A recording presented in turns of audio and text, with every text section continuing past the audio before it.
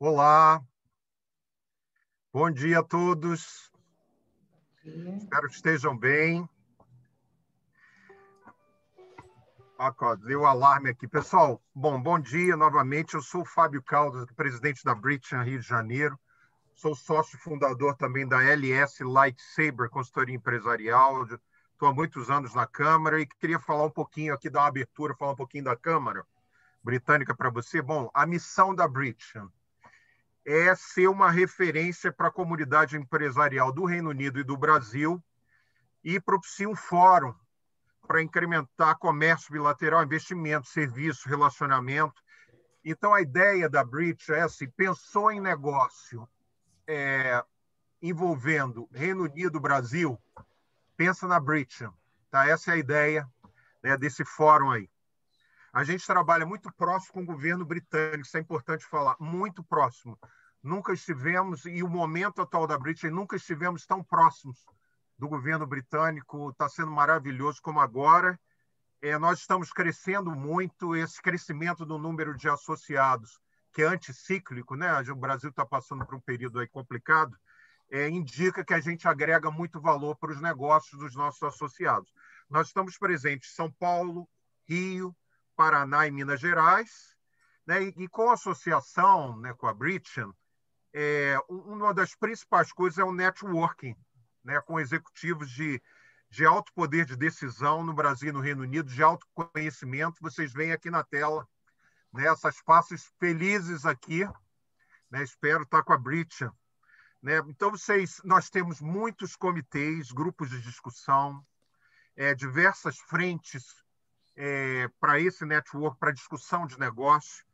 E isso daí foi exibido aí, né, nesses slides de abertura, né, os nossos associados aí e muitos líderes dessas empresas, vocês viram, né, encabeçam esses comitês e grupos de discussão. Mas para saber mais sobre isso, você visita, por favor, o site da Câmara, que é www.britton.com.br. Eu agora vou fazer os agradecimentos aos associados mantenedores da Britton, e as marcas vocês viram, né, que eu já referi aqui nesse slide de abertura. Queria também agradecer a audiência aí que está prestigiando a gente aqui. Tenho certeza que vão gostar muito. Ao time da Britton na organização desse webinar, né? E aí esse time da Britton, a gente ter aí esses líderes, os líderes do Comitê Legal, Tributário e Regulatório, que é um dos comitês da Britton. Vocês estão vendo aí o Luiz Guilherme Primos. Levanta a mão, Luiz. Luiz Guilherme Primos, olha aí, é o presidente do Comitê de São Paulo, né? LGP, que eu chamo, estamos juntos em várias iniciativas. Nós temos a Paula Abreu, conheço a Paula já há muito tempo da Britton. Paula, bem-vinda, é a vice-presidente do comitê em São Paulo. Né? Eles vão ser os moderadores. Os moderadores vão ser o Luiz e a Paula, da conversa de hoje. E queria agradecer também aos nossos palestrantes ilustres, aí são ilustres mesmo. Né? Eu já conheci a Eliane Lage, do INPI. Levanta a mão. Vocês estão vendo aí, né? Também, mas às vezes esconde. A Liane, tão simpática, todo simpático. Gabriel Leonardos, do Casnar Leonardos, Propriedade Intelectual. Né? Nós estamos vendo aí com o fone de ouvido. E a Ana Carolina Cagnoni, né, da Interfarma. Tá? E faltou aqui o Paulo Tedesco, gente. Desculpe, o Paulo Tedesco também é vice-presidente do comitê em São Paulo. Depois você me torce o pescoço, Paulo. Você vai ser moderador, você, o LGP e a Paula. Tá? Então, eu estava falando da Ana Carolina Cagnoni, né, palestrante da Interfarma, ali também. Bom, gente, aproveitem ao máximo. Aí tem um cabedal de conhecimento na tela, eu não deixaria de aproveitar. Né? A gente estava se divertindo bastante antes de iniciar aqui, antes do webinar. Eu aprendi muito com um pequeno tempo que eu fiquei com eles. A gente riu muito, eles estão me ensinando um montão de coisa aqui para mim. Eu não sou da área. Tá? Então, por favor, perguntem e aproveitem a oportunidade. Tá? Olha só, tem muito conhecimento aí. Vai ser excelente e extremamente didático, pelo que eu pude ver. Boa sorte a todos no webinar, sucesso. Eu vou passar a palavra para Paulinha Abreu, que é vice-presidente do Comitê Legal, Tributário e Regulatório do Rio de Janeiro. Tá? Sucesso aí, pessoal. Bom, Fábio, obrigada pelas apresentações, bom dia a todos. Obrigada pela participação em mais esse webinar da Bridgechan, que está sendo transmitido pela plataforma Zoom e também pelo nosso canal no YouTube. Nós vamos ter uma apresentação onde cada palestrante vai fazer a sua apresentação e depois disso a gente vai ter uma sessão de perguntas e respostas. As perguntas, elas só vão poder ser feitas pelos associados da Câmara Britânica e elas devem ser enviadas através do Q&A dessa plataforma Zoom. A gente não consegue receber as perguntas feitas pelo YouTube porque o chat do canal não está sendo moderado durante esse webinar. Quando a gente recebe as perguntas, a gente pede que os associados se identifiquem mencionando seu nome e a empresa que representam. As perguntas, elas estão sujeitas à moderação do Comitê Legal e pedimos antecipadamente desculpas caso alguma pergunta não seja efetuada, até por causa do tempo.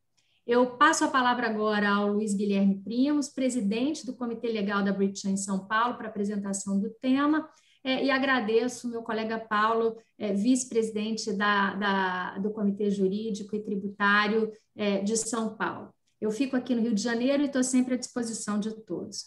Obrigada, Luiz. Obrigado, Paula. Bom dia a todos. Bom, no webinário de hoje nós vamos falar sobre propriedade intelectual, que é um tema fascinante.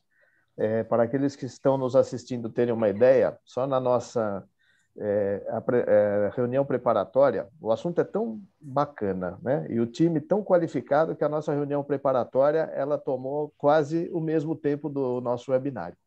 Né, de tão empolgante, o tempo voou, a gente sequer percebeu, foi muito legal.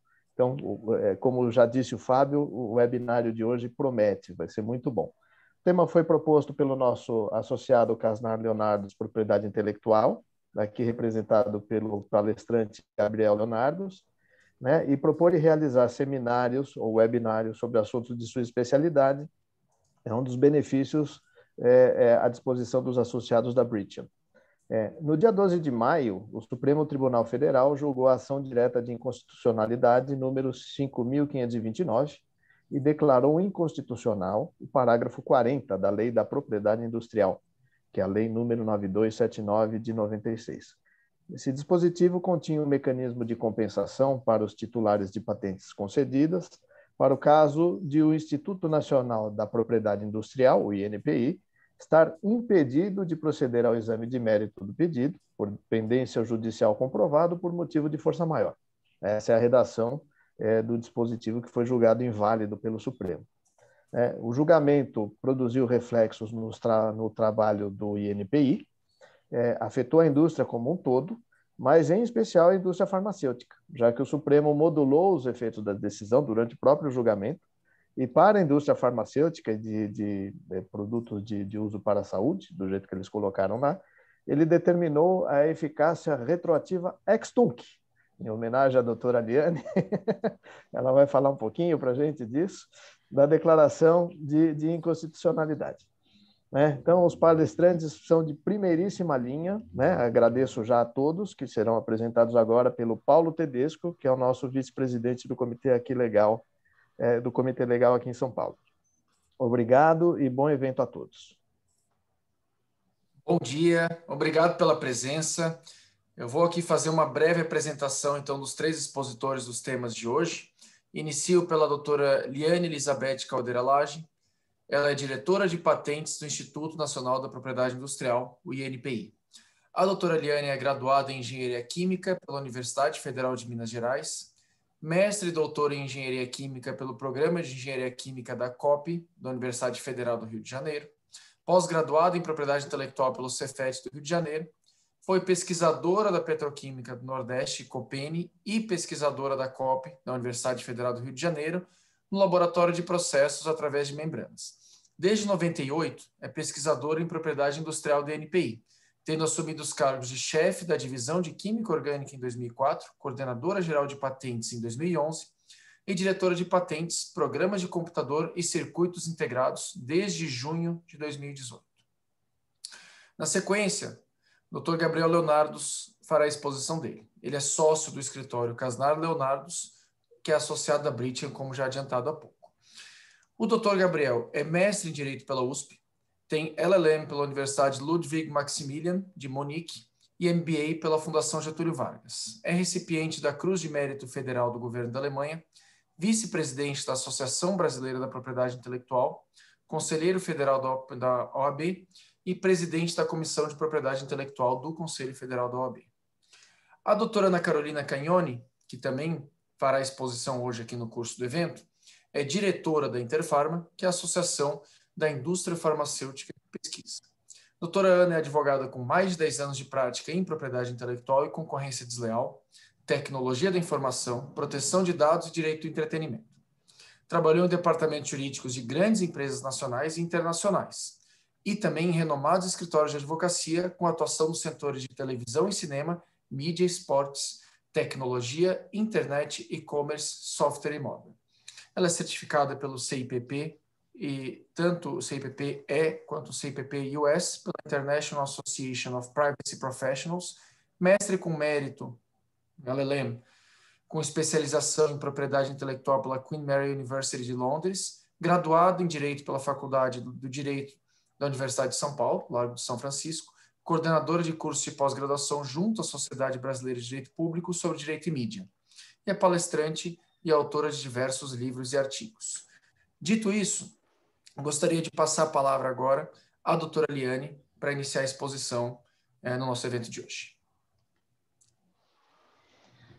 Obrigada, Paulo. Obrigada a Britian. Eu acho que é a primeira agradecer à Câmara Britânica por esse convite, né? E por nos dar a oportunidade de, nesses tempos conturbados da PI, de trazer um pouquinho do que o INPI está fazendo, né? Eu cumprimento a todos, cumprimento o Fábio, ao Luiz Guilherme, a Paula, ao Gabriel e à Ana, e acho que nós teremos uma boa oportunidade para discutir um pouco do que como o INPI está aplicando a decisão do STF. Desde a liminar de 7 de abril, nós temos nos esforçado para fazer este trabalho com o máximo de transparência possível e nos baseando em aspectos puramente técnicos, né? Nós procuramos, desde o início, fazer uma transparência na forma de aplicação, mostrando uma forma mais automatizada possível, mas, como eu vou mostrar para os senhores, é quase que impossível fazer tudo automatizado. O que tem é demandado um esforço maior do INPI, porque, em alguns casos, nós temos que olhar pontualmente, né? Então, eu vou tentar mostrar para vocês, aí nos próximos minutos, um pouquinho do que a gente está fazendo, e vou fazer uma apresentação muito rápida, porque o importante aqui, eu acho que é o debate. Só um minutinho para eu poder fazer esse compartilhamento.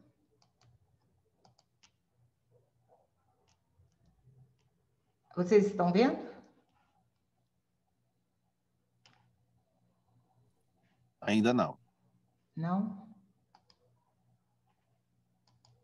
Tá aqui. Consegui. Agora sim. Como estava falando, o que a gente vai falar um pouquinho da ADI, mas eu não vou falar da ADI especificamente, né? Eu vou falar de como estamos aplicando. O INPI não vai se pronunciar sobre a decisão.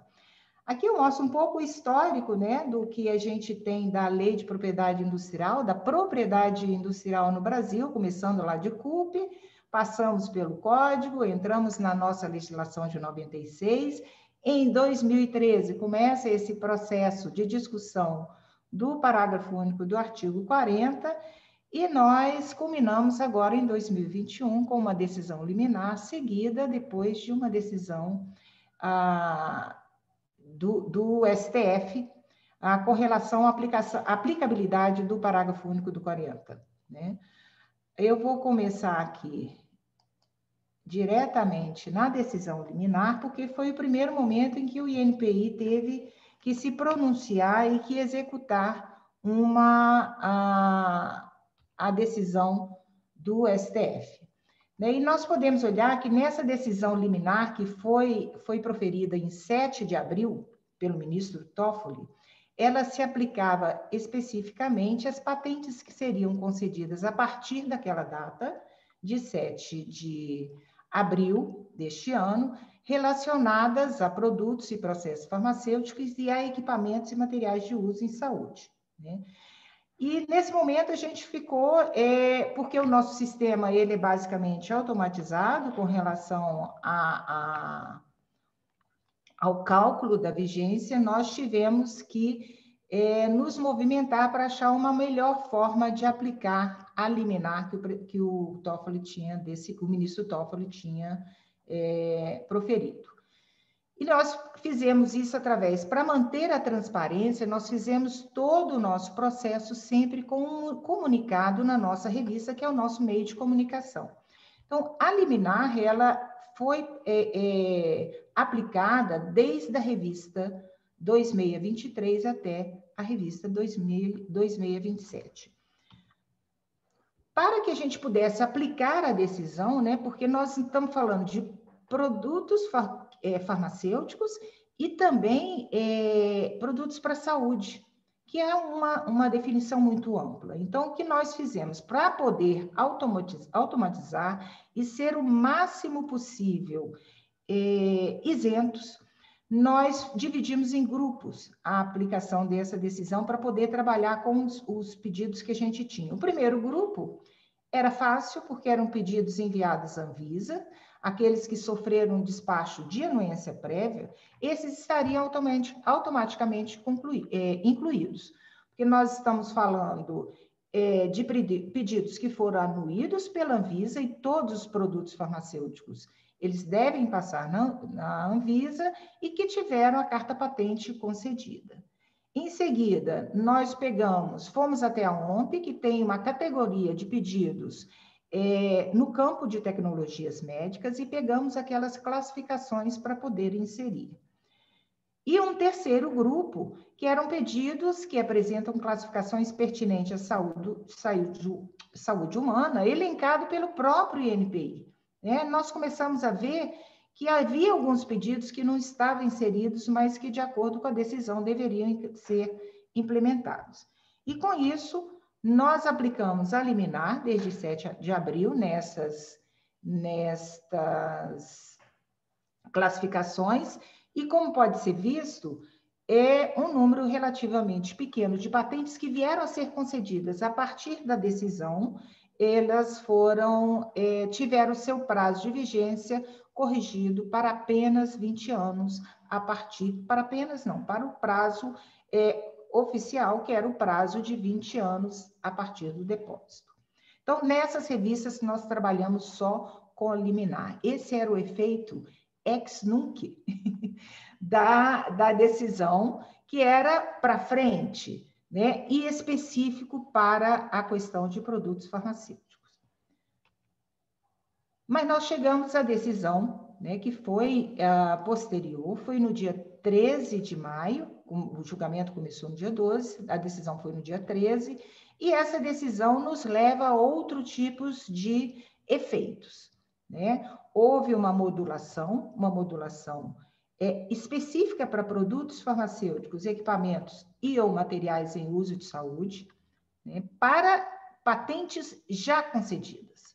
Isso num efeito ex tunc, né? Nós continuamos a aplicar porque no caso da DIL, a conclusão é que foi extinto o parágrafo único do artigo 40. Então, a partir daquele momento, do dia 14, nenhuma patente seria concedida com esta extensão.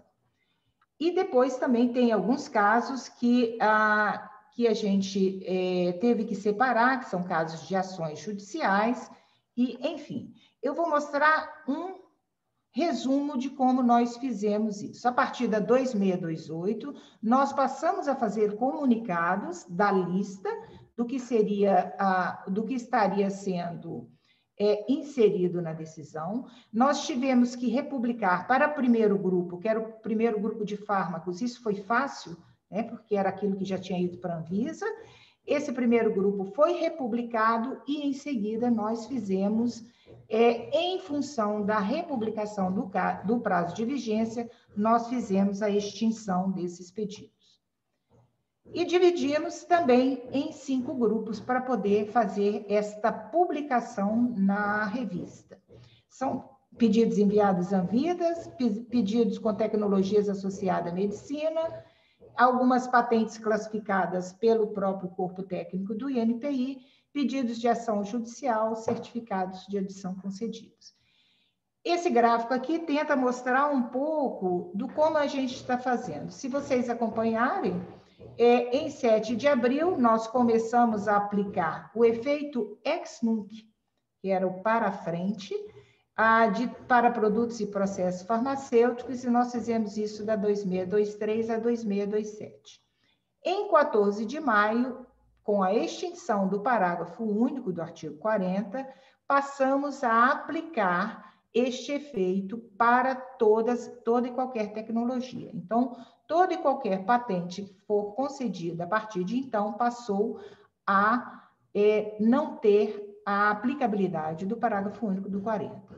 E no efeito ex-nunc, aqui nós já tínhamos o efeito aplicado para processos farmacêuticos, nós passamos a ter esse efeito e dividimos em 5 formas, como eu falei anteriormente: patentes enviadas à Anvisa, tecnologias associadas à medicina, patentes com classificação IPC específica, decisão judicial e certificados de edição concedidos.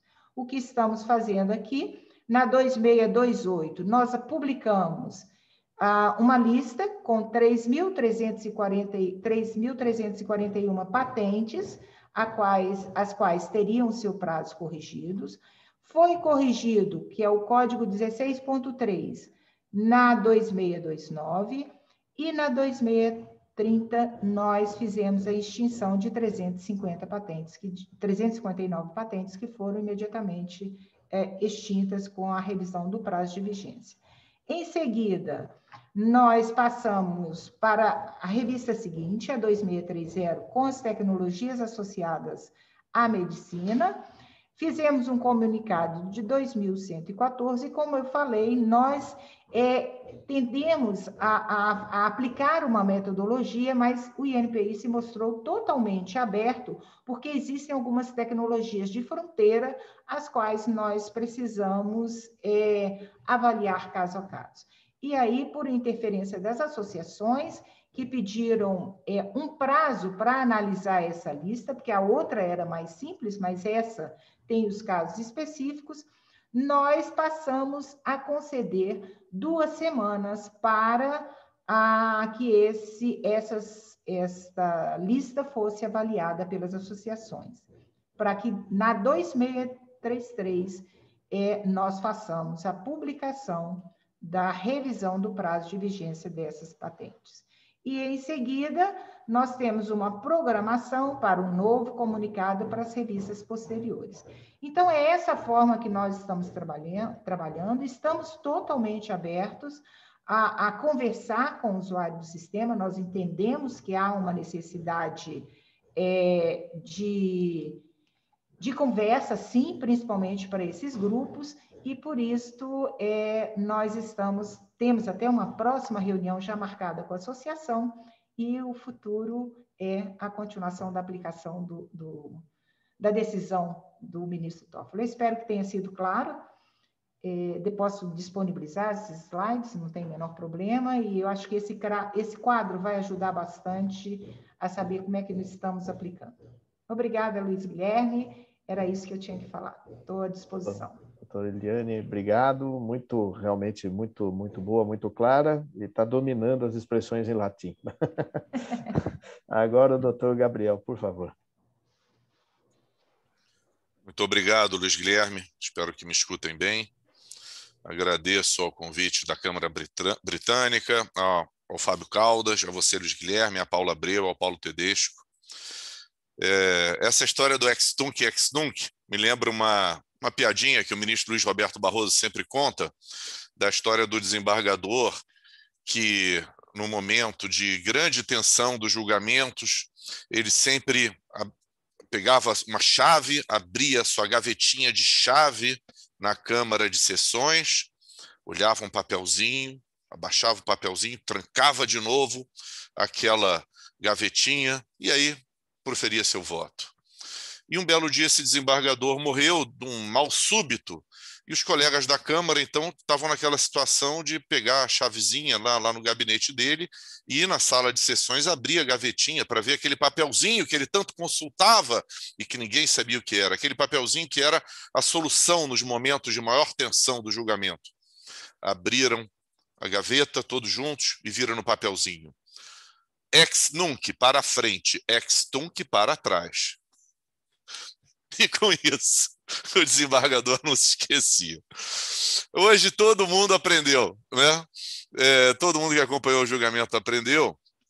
E é muito interessante que tenha sido assim, porque a verdade é que a regra geral, né, de uma declaração de inconstitucionalidade é o efeito ex tunc, é como se aquela norma nunca houvesse existido, né? Porque ela padecia de um vício de origem, né? E desde o início, eu diria assim, não desde o início dessa ação, porque no começo, sinceramente, todo mundo via isso como uma tentativa quase aventureira. Mas essas coisas mudam, há uma evolução, há um trabalho político. A partir do ano passado, ficou relativamente claro que a ação ia ser julgada de forma procedente, e havia esse horror, né? Como é que você julga uma norma de 25 anos de vigência inconstitucional, né? Se fosse inconstitucional, em tese já poderia muito antes, né, ter sido assim considerada, que é o normal, né? Eu diria que é raro. Olha, eu não me lembro de uma norma julgada inconstitucional 25 anos depois, tá? Deve ter, mas é sem dúvida nenhuma muito raro, né? E havia o pavor dessa retroação de efeitos, né? Ao final, eu acho que a decisão entre mortos e feridos salvaram-se alguns, né? Isso que eu vou tentar explicar para vocês, né? Mas primeiro a gente tem que entender por que a norma foi introduzida na lei, né? Em 1990, logo que o presidente Collor assumiu, ele se propôs a alterar a Lei 5772, que era a Lei de Propriedade Industrial de 71, que, como várias outras anteriores, era uma lei que vedava a concessão de patentes na área farmacêutica, né? O Brasil ficou sem conceder patentes farmacêuticas por 51 anos, de 1945 a 96. Esperando que a indústria nacional se desenvolvesse e criasse musculatura de inovação. Percebeu-se que, sem proteção patentária, isso jamais ocorreria, e aí veio a criação da Organização Mundial do Comércio, o Acordo TRIPS, e tivemos que apresentar uma nova lei para a comunidade internacional que previsse a concessão de patentes, né?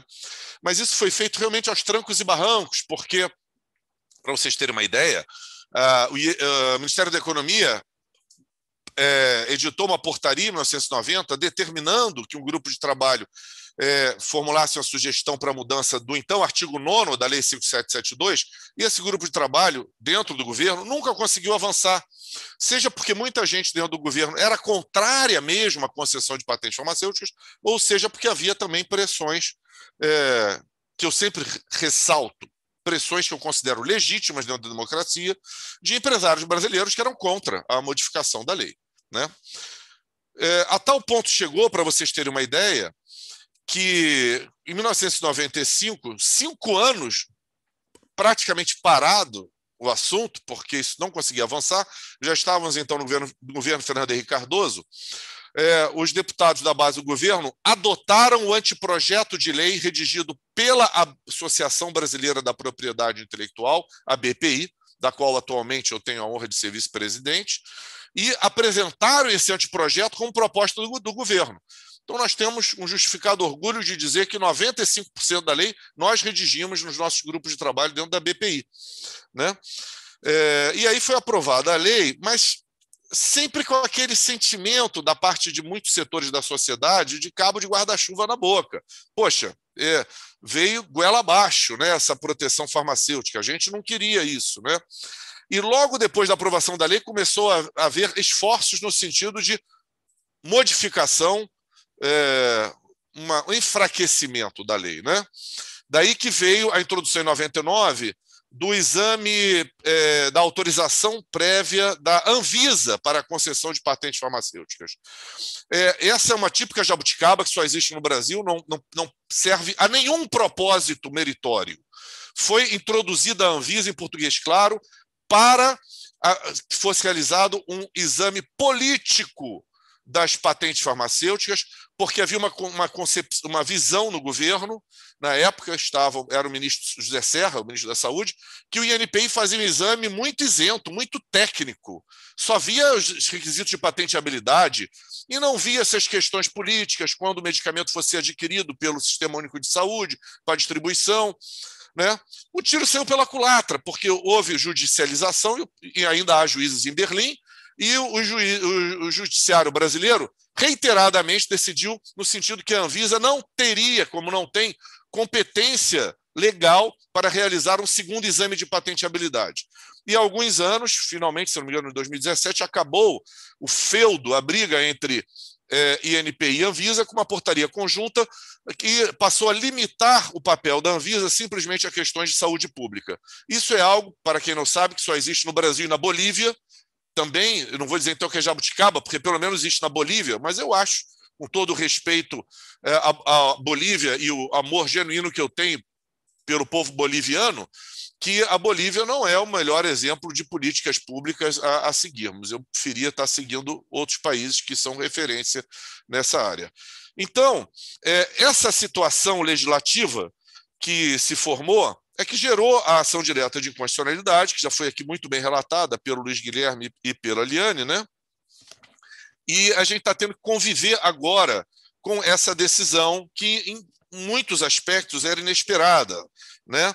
Mas a gente teve que se acostumar com essa decisão, né?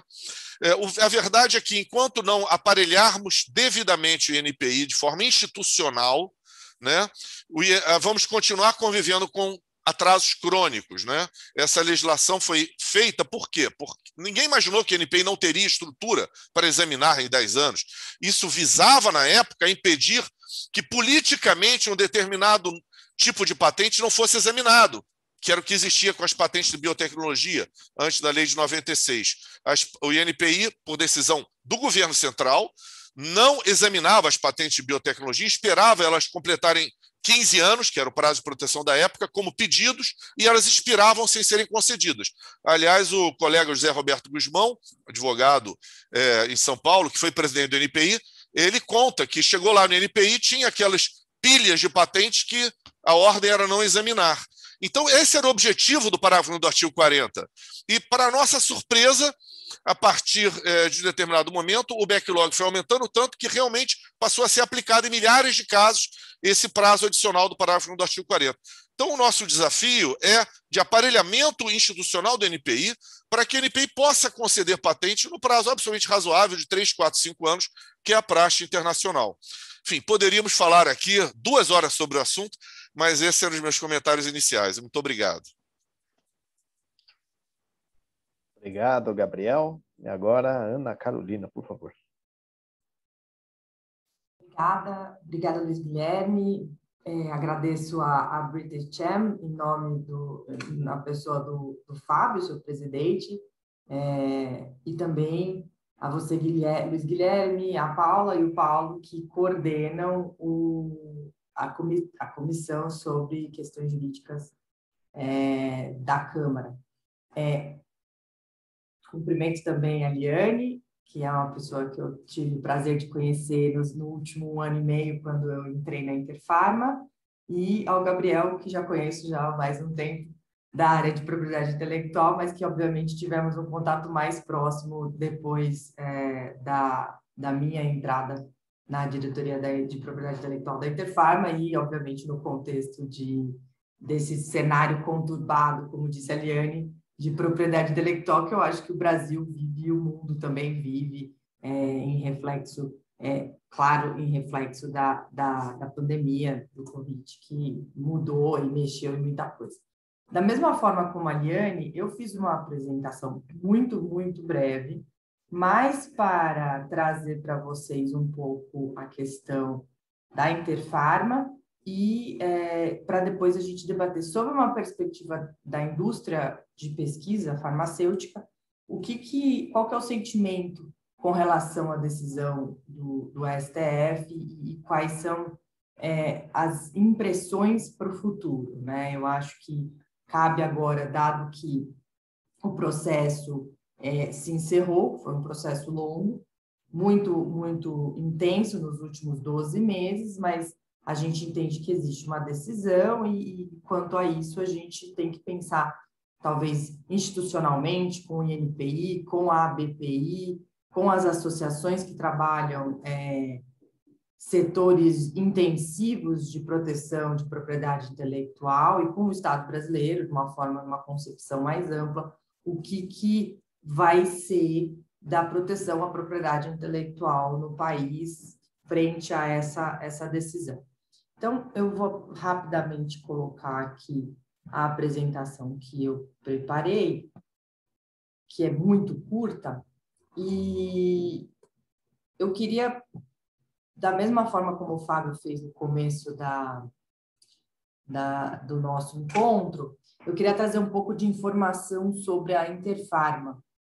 A Interfarma é uma associação, ela é uma organização sem fins lucrativos que, no ano passado, completou 30 anos de sua existência no Brasil e hoje nós temos, entre os nossos associados, 50 laboratórios, que a gente fala laboratórios globais, né, que são laboratórios que têm sede nos países, enfim, alguns deles estão aqui na tela, né, temos os representantes da comunidade britânica, acho que a mais famosa delas hoje em dia é a AstraZeneca, em razão da vacina, junto com a Fiocruz e a Oxford, mas temos também a GSK, que são associadas, né, da Câmara Britânica.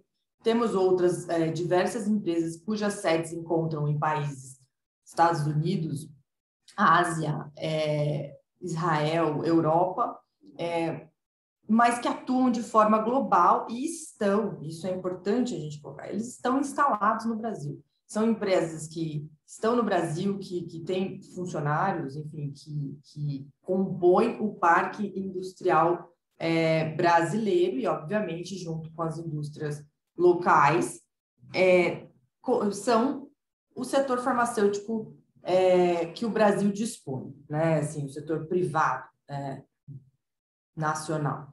A Interfarma ela tem como propósito maior trabalhar na disseminação de informações sobre a indústria farmacêutica de pesquisa, ou seja, os laboratórios associados da Interfarma, eles são notadamente reconhecidos por estarem atuando na fronteira da pesquisa científica e desenvolvimento de novos medicamentos e novas soluções de saúde para a humanidade. Então, acho que recentemente, talvez alguns de vocês tenham visto, que foi aprovado uma droga para o tratamento de Alzheimer. Essa é uma empresa associada da Interfarma, empresa de sede americana. São esses tipos de medicamentos que as associadas da Interfarma trabalham. A gente representa mais de 70% do mercado nacional quando a gente fala de medicamentos inovadores, quando a gente fala de medicamentos de fronteira de conhecimento, de pesquisa,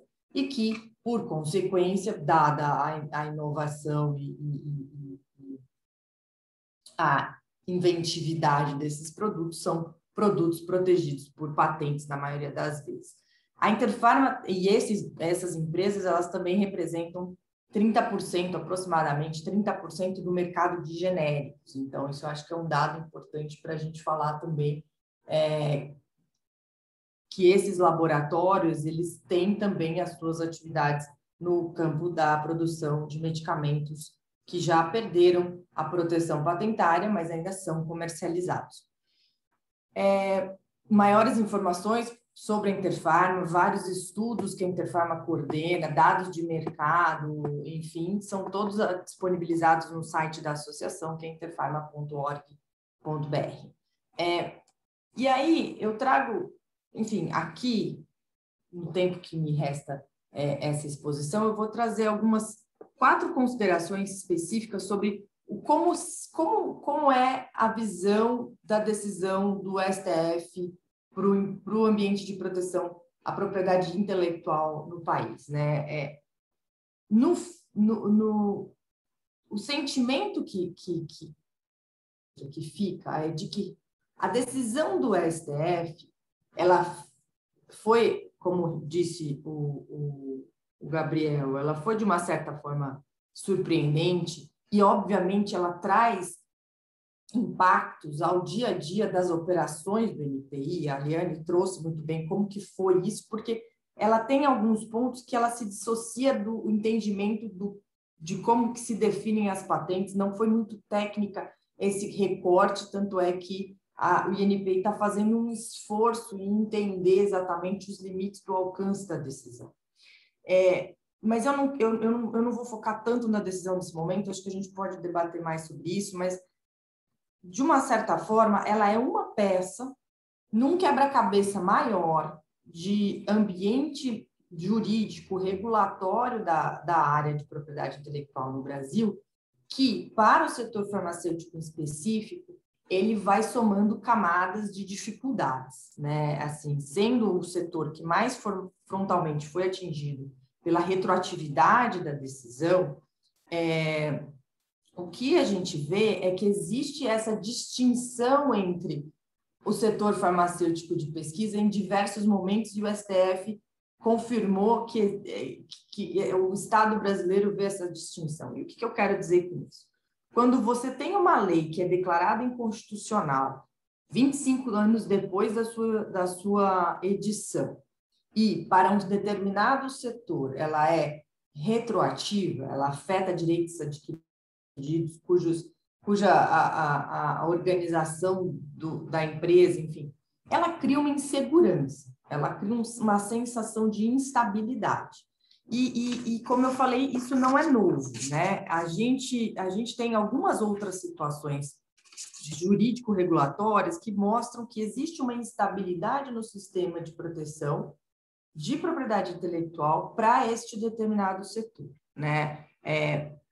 Um dos exemplos que já foi trazido, já foi mencionado tanto pelo Gabriel quanto pela Liane, é justamente a questão da anuência prévia que a Anvisa faz à concessão de patentes. Então, os medicamentos, por clara necessidade, acho que a pandemia trouxe isso, eles são produtos que dependem de registro para serem comercializados, e isso é uma prática, isso é uma verdade incontestável no mundo. Esse registro regulatório que a Anvisa faz é um registro para avaliar segurança e eficácia de determinado produto frente a uma patologia que ele busca sanar. Pois bem, quando você insere na lei, a partir de 2001, a necessidade de que antes de a patente de determinada substância, de determinado produto, seja avaliada por um órgão que não tem capacidade técnica na questão da patentabilidade, primeiro que isso faz é que gera um step adicional num processo de análise de patentes que é moroso, por natureza, e que no Brasil, em especial, é mais moroso, e que para o setor farmacêutico, em especial, é ainda mais moroso. Segundo, que você, de fato, faz com que existam julgamentos que não necessariamente se restringem aos critérios legais, e não só critérios legais, mas os critérios adotados em tratados internacionais que o Brasil é parte, para se decidir se uma patente deve ser concedida ou não. Então, essa imposição da anuência prévia da Anvisa aplica-se só ao setor farmacêutico, que é, mais uma vez, um momento que o setor farmacêutico é tratado de forma diferenciada, né, dos demais setores. Se você pensa que a Anvisa deveria fazer uma anuência prévia de toda e qualquer substância que seja capaz de trazer uma consequência para a saúde pública num aspecto lato, não seriam só os medicamentos que estariam sujeitos a essa anuência prévia, mas o que fica, na verdade, é focado no setor farmacêutico. Num segundo exemplo que a gente tem de instabilidade, insegurança do ambiente de proteção de propriedade intelectual para o setor farmacêutico, especialmente, é a questão da lei que confere proteção aos dados de teste, a Lei 10.603, que expressamente remove essa proteção, ao contrário do resto do mundo, remove essa proteção da indústria farmacêutica e concede um período de sigilo, um período de garantia, de não compartilhamento desses dados de teste apenas a medicamentos destinados ao setor veterinário e a produtos fertilizantes, agrotóxicos, enfim, produtos químicos aplicados à indústria, à agroindústria. Nesse caso em especial é ainda curioso, porque realmente você, acompanhando a construção legislativa dessa lei, havia proposta para a inclusão dos medicamentos de uso humano, enfim, né, dos produtos criados pela indústria farmacêutica, dentre o rol de merecedores dessa proteção especial desses dados de testes esses que são fornecidos de forma obrigatória ao órgão regulador para que seja obtido o registro.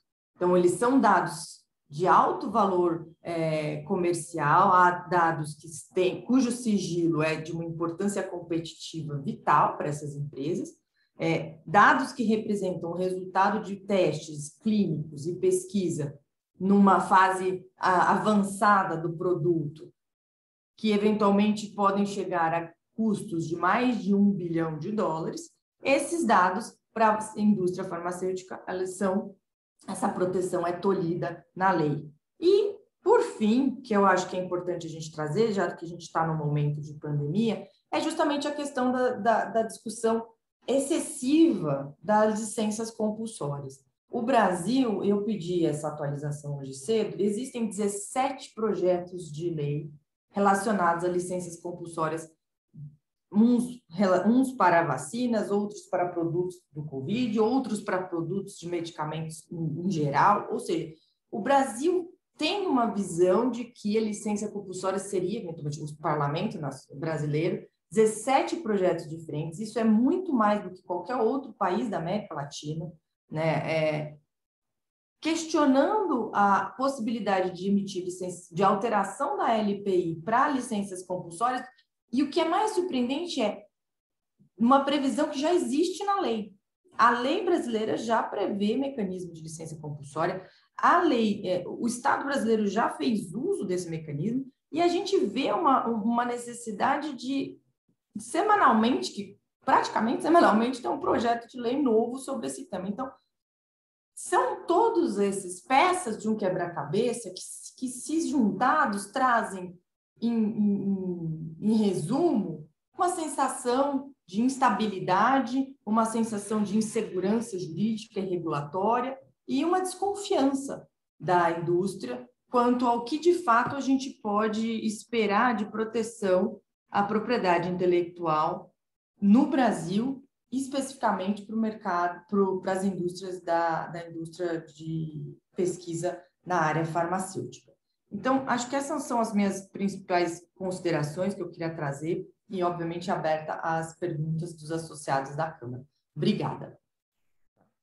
Muito obrigado, Ana. Parabéns pelas apresentações de todos, muito bacana. Vamos começar pelas perguntas. Nós temos uma pergunta aqui já do comitê legal, né, do próprio comitê. Esse problema, né, talvez até o próprio parágrafo único, o Gabriel ele explicou um pouquinho assim a origem, tá? Mas o fato é que assim o prazo que o INPI demora para analisar as patentes, né, o famoso backlog, ele está na origem do problema, né? Então a gente gostaria de saber se existe alguma iniciativa, primeiro regulatória do próprio INPI, tá? E depois alguma iniciativa legal, tanto para que se conserte, né, para que se procure atender os prazos de padrão internacional, como disse o Gabriel, tá? Ou algum mecanismo compensatório substitutivo desse que foi julgado inconstitucional. Pode responder quem quiser. A pergunta é para mim? Gabriel, depois ele complementa. Bom, do ponto de vista do INPI, a gente, desde 2019, nós lançamos um plano de combate ao backlog. Os nossos resultados têm sido muito positivos e a nossa expectativa é que até o final do ano tenhamos 80% do backlog considerado de depósitos até 31/12/2016 solucionados. Mas, infelizmente, nós temos algumas áreas que são mais afetadas por esse backlog, e elas são exatamente a área de fármaco, até mesmo pela interferência ao longo do processo de uma outra instituição, quer dizer, o órgão já é mais, já teria mais uma etapa processual, né, para se fazer o exame, e a área de telecomunicações são as áreas mais afetadas. Estamos trabalhando ativamente para poder avançar, e eu creio que todos os senhores têm acompanhado esse avanço. Os esforços em cima desse projeto têm sido muito grande. Estamos trabalhando para conseguir autorização para concurso, né? Também é uma etapa que a gente tem trabalhado, até suportado pela própria decisão do ministro Toffoli, né? Onde ficou claro que nós temos uma deficiência de examinadores, deficiência de servidores de uma forma geral do INPI, e, além disso, do ponto de vista legal, nós não podemos fazer nada. Nós executamos. Então, e executamos com as nossas possibilidades e do ponto de vista legal. Então, eu deixo para o Gabriel complementar para a gente. Olha, Luiz Guilherme, eu acho que é muito importante a gente deixar claro para todos que nos escutam, e esse é um trabalho que eu tenho tido nos últimos 20 anos, no mundo inteiro, quando a gente fala com clientes estrangeiros, quando a gente viaja, a culpa não é do INPI. A culpa é do governo central. E a culpa não é do Bolsonaro, da Dilma, do Temer, do Lula, do Fernando Henrique, é de todos. Veja, passamos por PSDB, PT, PMDB e agora PSL sem partido. Vou deixar claro, desde o governo Temer está melhorando, começando a melhorar. Mas todos os governos, este inclusive, roubam o dinheiro do INPI, surrupiam, gatunos, porque o INPI arrecada cerca de 500 milhões de reais por ano com emolumentos. Isso é preço público. O Supremo Tribunal Federal decidiu em ADI. É preço público. O preço público tem que retornar integralmente para a prestação de serviço público. O governo federal, todo ano, há 30 anos, leva para o Tesouro Central 60%, 80% da arrecadação do INPI. Então, quando o INPI aumenta a arrecadação dos emolumentos, que a gente chama de taxa oficial, mas tecnicamente não é uma taxa, na verdade, o governo central está aumentando o imposto que cobra sobre inovação, porque isso não reverte para a melhoria da atuação do INPI, né? Estou botando aqui no chat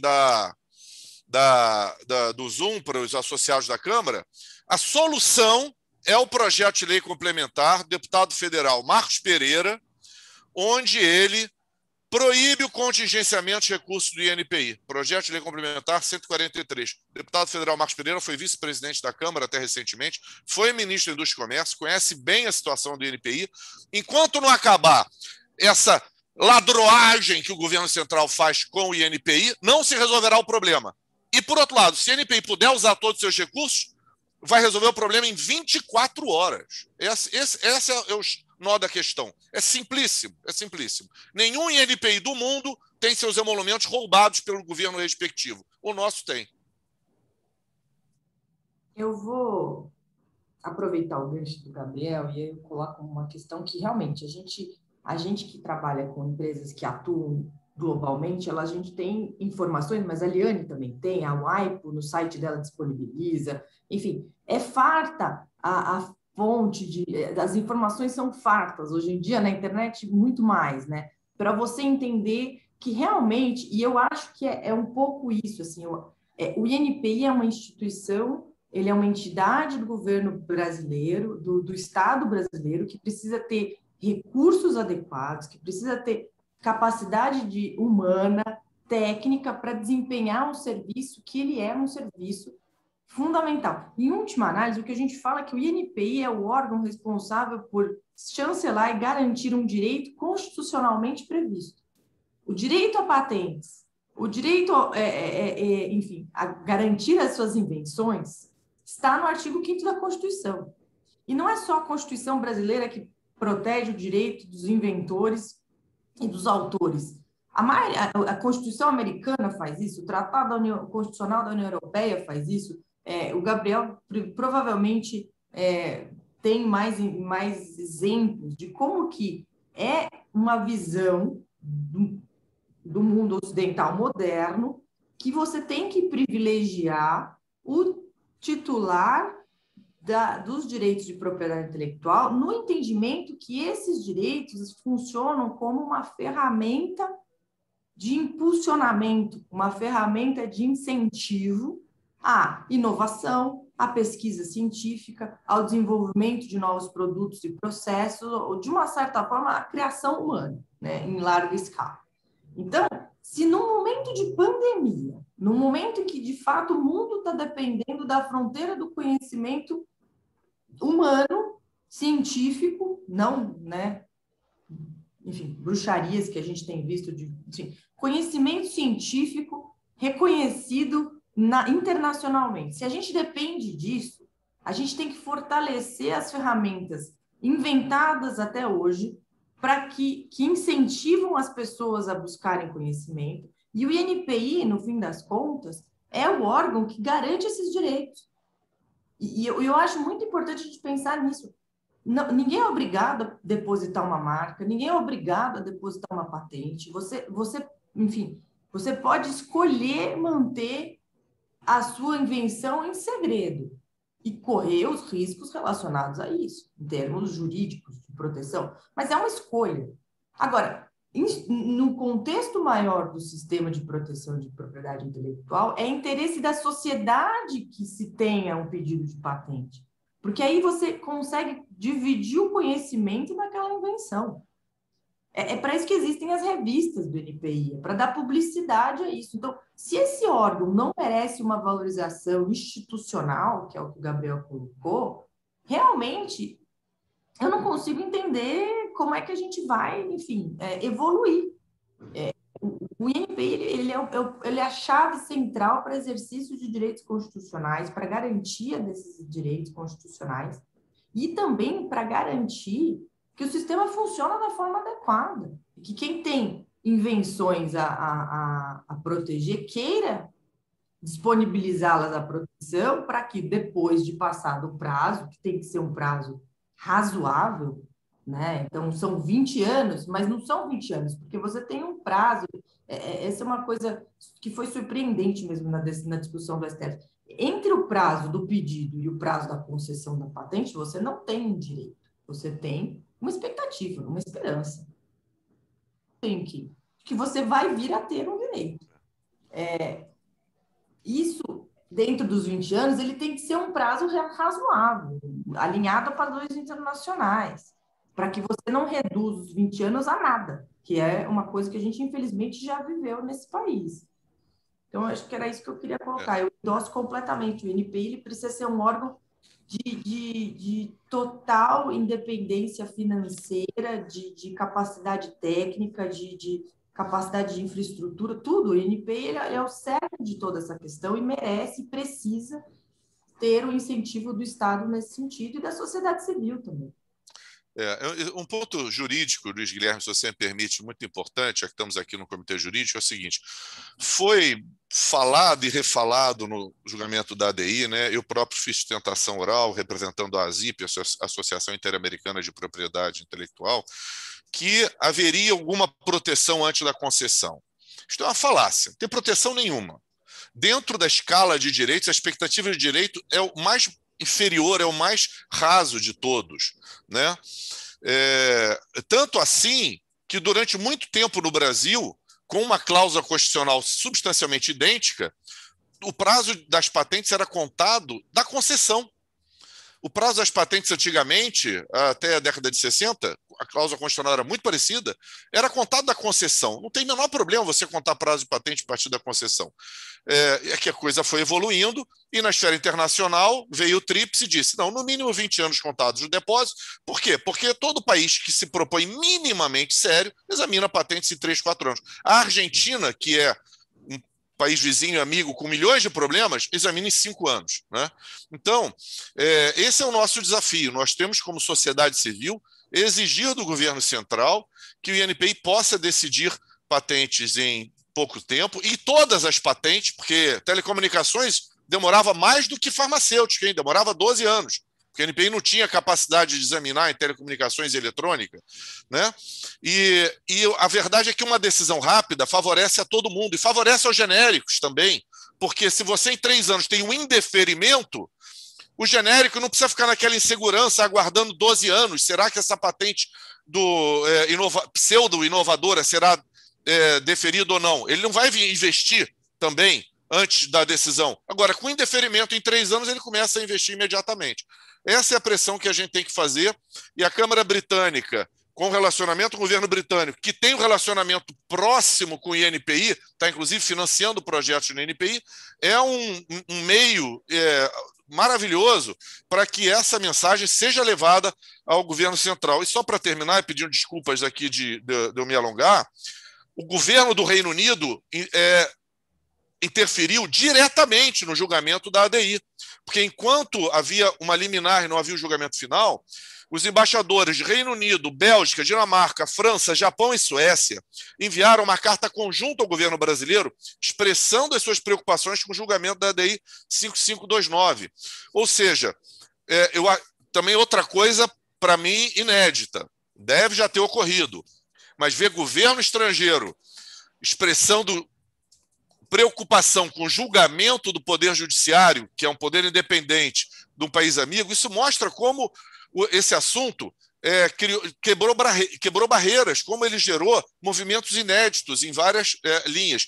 E eu acho que a partir do momento que o governo britânico já tomou coragem para fazer um posicionamento no meio de um julgamento, com muito mais razão agora, que Roma falou, né, já temos a situação, faz sentido deixar claro que, olha, governo brasileiro, o que a gente precisa é que você deixe a NPI usar o dinheiro dele. E aí tudo vai se resolver, não tem a menor dúvida, com um corpo competente.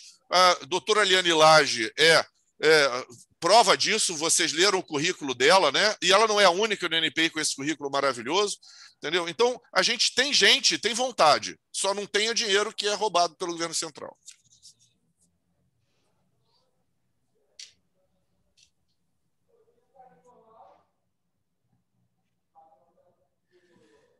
Muito bem, gente. Muito obrigado pelas ponderações com relação ao primeiro questionamento. Eu gostaria de trazer mais um, creio que seja o último para a gente encerrar aqui nosso evento de hoje.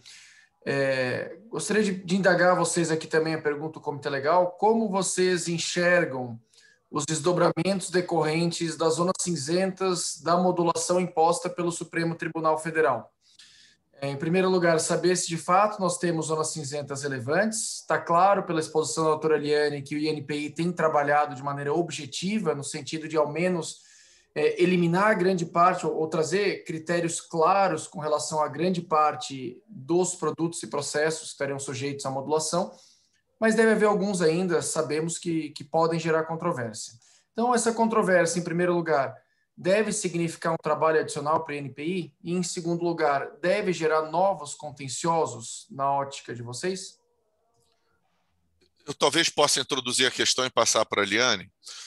As associações de classe estão trabalhando com o INPI nesse momento. Há controvérsias, sim, e o culpado não é o INPI, o culpado é a forma pouco técnica pela qual a decisão foi redigida. Para vocês terem uma ideia, houve até uma liminar no primeiro momento que abrangia apenas patentes concedidas. Em 24 horas houve uma retificação dizendo, não, vou esclarecer melhor, e aí trocou de patentes concedidas para pedido de patente. Quer dizer, esclarecimento foi um eufemismo. Houve uma compreensão que, patente é diferente de pedido de patente, né? E realmente para nós é uma decepção que depois de tantos anos de processamento, o corpo de assessores do Supremo, que é muito competente, que teve condições de se debruçar sobre isso com profundidade, não sabia nem a diferença entre pedido de patente e patente concedida, né? 24 horas a gente teve que avisar todo mundo no mundo inteiro Porque, olha, mais de 80% das patentes no Brasil são de titulares estrangeiros. Então, a gente teve que avisar, pessoal, as suas patentes concedidas, ó, caiu tudo. Aí depois, não, nova decisão, não, patente concedida é legal, agora é só pedido de patente. É um vexame internacional que a gente sofreu. E o que acontece? A decisão final fala de equipamentos e materiais com uso em saúde. Essa é uma expressão que tecnicamente é muito aberta. O que é material com uso em saúde? Né? Para mim, o sapato do médico é um material com uso em saúde. Né? Ele vai lá de sapato no hospital, não vai? Óbvio que não faz sentido ampliar a decisão para o sapato do médico. Né? Só foi discutido o quê? Medicamento de uso humano. Então, esse é um trabalho que é delicado e que está em curso atualmente, tá? E eu tenho esperanças que a gente vai chegar a uma solução de razoabilidade, mas sim, Paulo, qualquer solução adotada, para um lado ou para o outro, lamentavelmente, poderá ensejar uma nova judicialização. E isso é uma pena, realmente. Basicamente o que o Gabriel falou. Como eu mostrei, a gente tentou automatizar para ser o mais isentos possíveis, né, para não chegar, mas essa zona cinzenta existe uma fronteira aí, particularmente no que se refere a equipamentos para a saúde. Né? Então, nós nos baseamos em uma classificação da OMP para tecnologias médicas, identificamos algumas outras classificações que poderiam ter esses equipamentos ou materiais para a saúde, então é sim uma definição muito ampla, né? E como vocês viram, até por intervenção das associações, que o INPI todo o tempo tem se mostrado aberto para discutir, nós ouvimos, demos um prazo para essa segunda lista, a previsão é que as próximas listas também tenham um prazo para que haja questionamento sem que você que você possa rever. São muitas patentes para que nós possamos olhar uma a uma individualmente, então a gente tem que partir de uma metodologia básica. E, uma vez questionados, evidentemente que o INPI vai ouvir, não importa qual é a parte, né, se interessados ou a própria, uma vez questionados, nós vamos trazer para avaliação interna do INPI. Então, nós já temos reuniões com associações, nós estamos abertos a ouvir o usuário do sistema, os interessados, e esse é um ponto fundamental para a gente chegar a uma situação com o menor número possível de ações judiciais. Né? Porque o trabalho do INPI já é intenso, né? Ele tem se tornado mais intenso ainda e queremos não levar essas decisões para o judiciário, porque nós vamos ter mais problemas dentro do próprio sistema de propriedade industrial. Doutora Ana, algum comentário? Na verdade, não, porque pelo menos os produtos farmacêuticos, como eles já são, eles têm esse desvio, né, Eliane, para a Anvisa, você acaba já segmentando de uma forma muito mais fácil, né, no contexto das patentes. Então, as dúvidas que eventualmente possam vir, e eu realmente acredito que, independente da decisão do STF, poderia ter tido um pouco mais de zelo e mais atenção em delimitar realmente os limites dessa retroatividade, porque é como a Eliane trouxe, você traz trabalho adicional para um órgão que, como o próprio STF reconheceu, precisa ser um órgão eficiente e vital, e a gente está num momento que eu acho fundamental de combate ao backlog, que tem todos os esforços dessa mesma diretoria, capitaneada pela Eliane, todos os esforços dessa diretoria estão no sentido de eliminar esses pedidos de patentes pendentes há muito tempo e, de uma certa forma, ganhar tração para que a gente tenha uma atuação do INPI eficiente e consistente ao longo dos anos no que se refere à análise de patentes em prazos reduzidos. E quando você tem que pegar o seu time, né? Isso é intuitivo. Você tem que pegar seu time, que está totalmente direcionado num projeto, focado naquilo. E aí, de repente, da noite para o dia, você tem que dividir isso para interpretar uma regra que não está clara, para você ficar puxando da onde que você vai fazer essa distinção. Evidentemente que você acaba deturpando um pouco o funcionamento da máquina. Né? Então,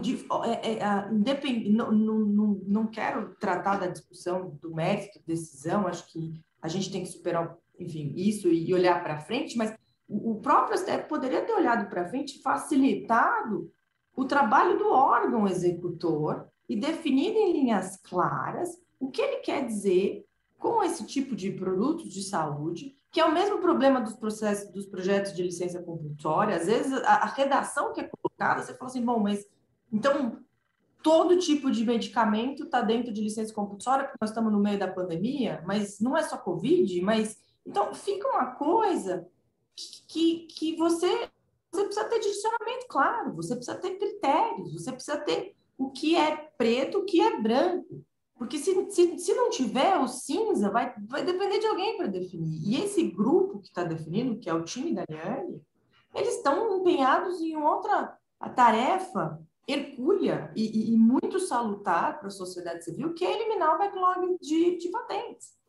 Então, é realmente esse um problema, uma falta de tecnicidade da decisão do STF que tem consequências práticas para esse mesmo ambiente de IPI que a gente está tentando entender como é que vai ser daqui para frente e que a gente espera que ele não seja instável, inseguro e de uma certa forma, e consequentemente, né, não de uma certa forma, mas instável, inseguro, consequentemente desmotivador, desincentivador.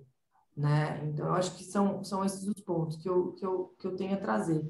Eu parabenizo muito a Liane pelo projeto de redução do backlog. Eu acho que isso é um trabalho público sem valor para a sociedade brasileira. Eu acho que isso é fundamental para as aspirações do país, em melhorar o ambiente de negócios, em sair da recessão econômica, em aumentar a interação com países em âmbitos internacionais e entrar para organizações como a OCDE. Eu acho que isso é fundamental, é simplesmente fundamental que a gente não tenha que ter patentes à espera de uma análise por mais de 8, 10, 12, 14 anos.